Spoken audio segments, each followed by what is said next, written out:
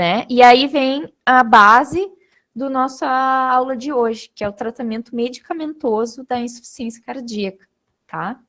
Então, diferente do que a gente viu na aula passada, em que o objetivo do tratamento era diminuir o risco cardiovascular através da redução da PA, aqui a gente nem está mais falando de risco cardiovascular, né? Porque a doença cardiovascular já está instituída.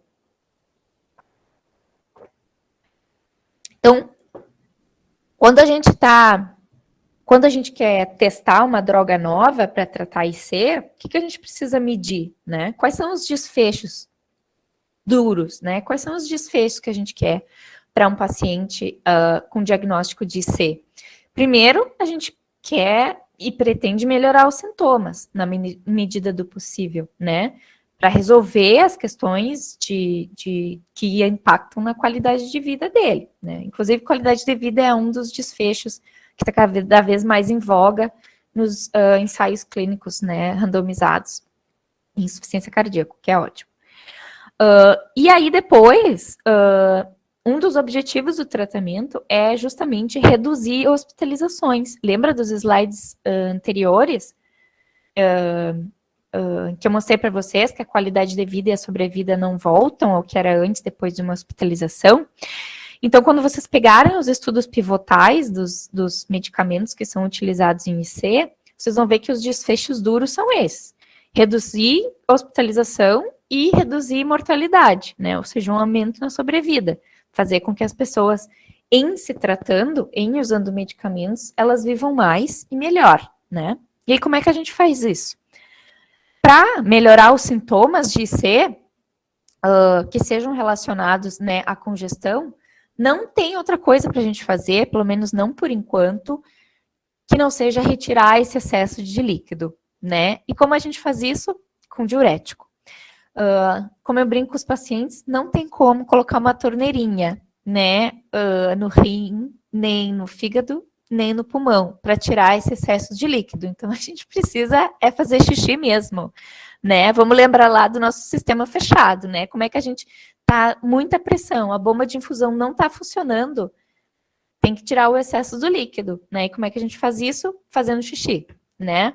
O problema disso é que a gente acaba eliminando, né, na urina, muitos eletrólitos, né? Então, o que a gente precisa cuidar no nosso monitoramento lá, né? No acompanhamento farmacoterapêutico, né? Vocês vão ver que para cada classe de drogas eu vou trazer para vocês o que precisa monitorar, porque começou a droga na prescrição, é isso que vocês têm que ver, né? Se diminuiu, se melhorou. Então, a diureticoterapia, né? Que a gente precisa monitorar? A pressão arterial, que tende a cair, né? E vários dos nossos pacientes com IC são normotensos, ou seja, eles têm uma pressão ok, né? No entanto, a gente vai dar medicamentos que são hipotensores. E vocês lembram do que eu falei na aula passada? Nem todo medicamento hipotensor é para tratar a hipertensão, né?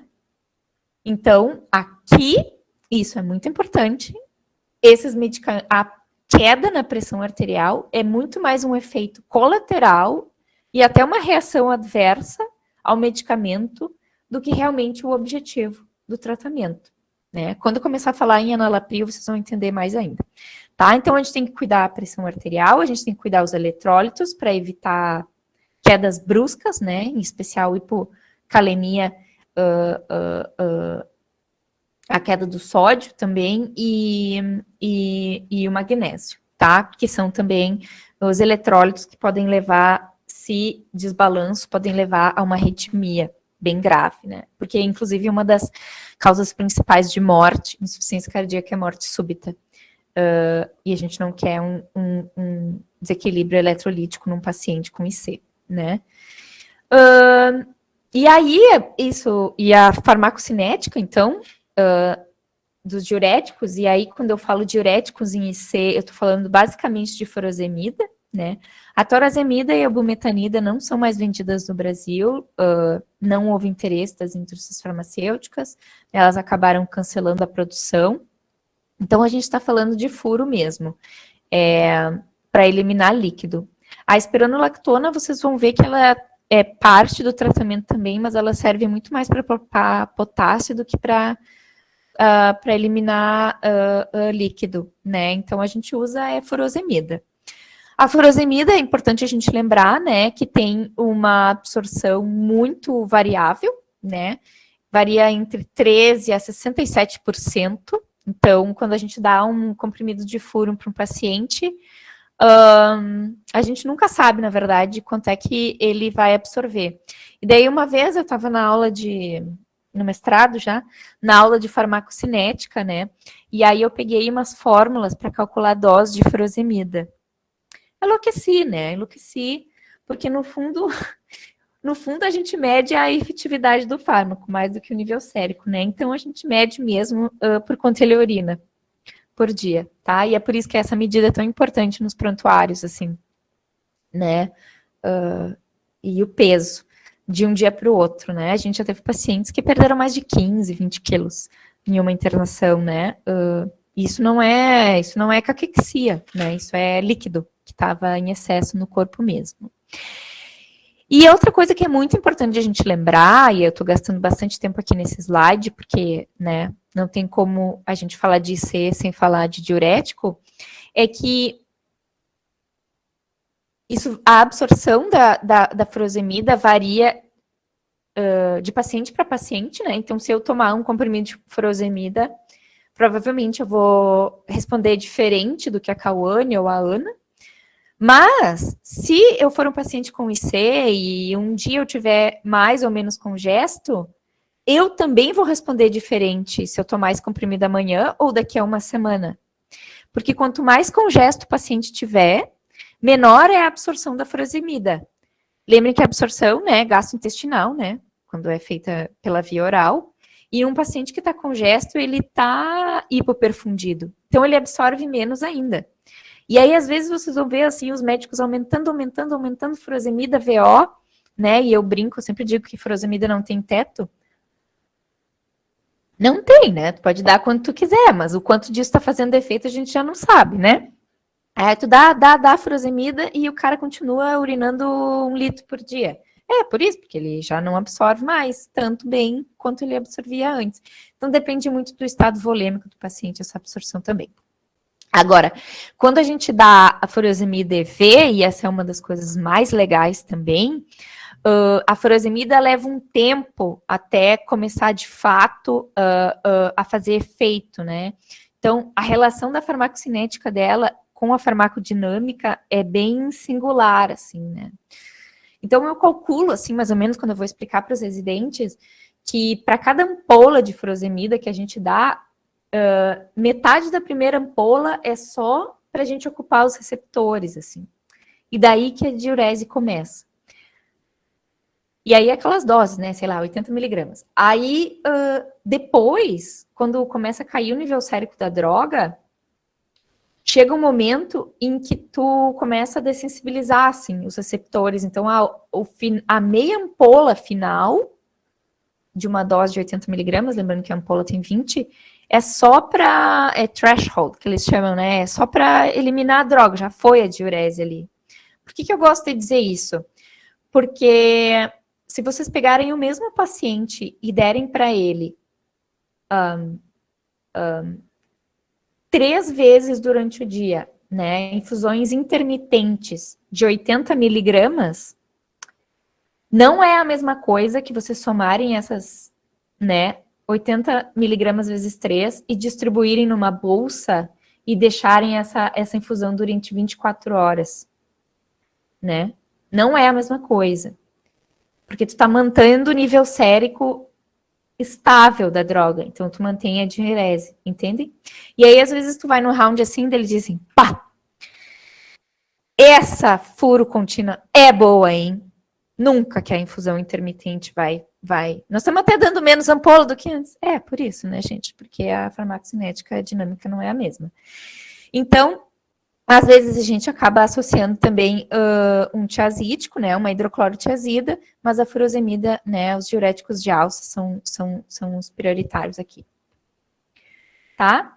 E aí eu trouxe esse print aqui da No Harm, que a Ana me mandou, né? Então tá ali o nosso paciente, ó, bem parecida com a nossa. Hipertensa, diabetes, já uma, né, insuficiência renal, já com tratamento conservador, ou seja, sem diálise, cardiomiopatia isquêmica, né, ou seja, colocou até 2 stents, ó, em agosto do ano passado, e uma ICFR, né, o que é uma ICFR? A gente já sabe, insuficiência cardíaca de fração de ejeção reduzida, um ecocardio com fração de ejeção 40%, tá ali os parâmetros dela,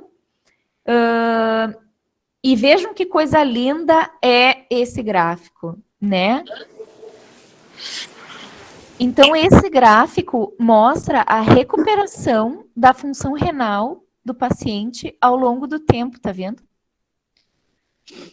Por quê? Porque a gente está dando furosemida. Então, se vocês pesquisarem na internet, no passado até teve uma notícia bastante interessante, que um nefrologista e um cardiologista saíram de soco num bar nos Estados Unidos. Coisa que só acontece nos Estados Unidos, né? Por quê? Porque os nefrologistas odeiam furosemida, né? Porque realmente é uma droga nefrotóxica. Mas no caso dos pacientes com IC, a perda de função renal está mais ligada à ativação do sistema renina-angiotensina, que faz vasoconstrição e por isso a aumento da creatinina, né? Ao dano nefrotóxico. E aí, como é que a gente elimina essa vasoconstrição? Tirando líquido, né? E como é que a gente tira líquido? Furosemida. Então, os estudos para vocês lerem são o CARES e o dosing. Eu posso escrever ali depois, que fala sobre isso. Então, é meio que uma coisa idiosincrática. Quanto mais furosemida, melhor a função renal, porque a gente está eliminando a congestão, tá? E aí, lembra que o nosso primeiro objetivo, então, era melhorar os sintomas, né? E como que a gente faz isso? Com diurético terapia. Depois, a gente quer manter a nossa paciente estável, né? Para evitar que ela, sem tratamento, piore, né? E volte ao nosso hospital, a nossa emergência com sintomas de novo. E aí, como é que a gente faz isso? Né? Então, eu estou aqui compartilhando com vocês uma dos maiores avanços em cardiologia nos últimos anos, que é a terapia quádrupla em insuficiência cardíaca, tá?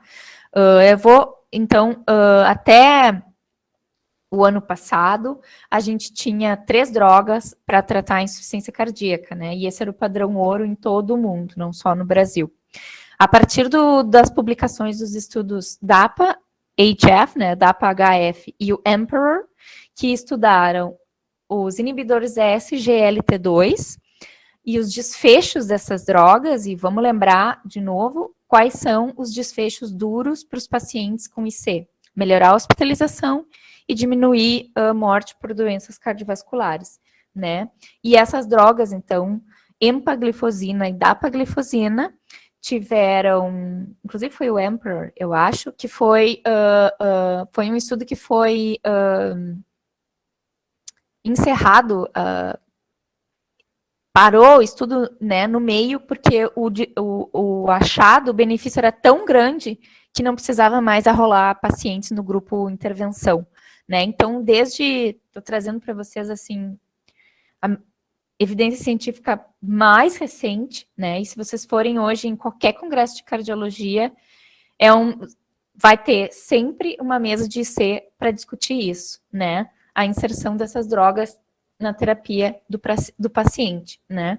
E aí saiu esse editorial, então, na ESC, né, que é a Sociedade Europeia de Cardiologia no passado, né, que, então, o tratamento de IC não é mais triplo, é quádruplo, né, ou seja, o Fantastic Four, e quem me conhece sabe, né, que eu sou Marvete, né, adoro os filmes da Marvel, então queria muito usar esse slide. Muito obrigada, No Harm.